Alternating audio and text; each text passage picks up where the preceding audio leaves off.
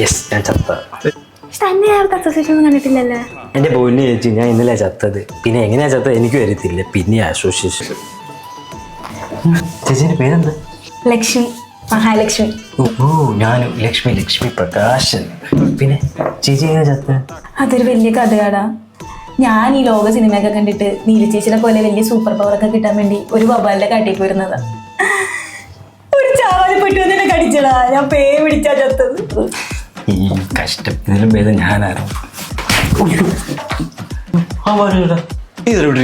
നീ പറഞ്ഞ പണിയൊക്കെ എടുത്താ?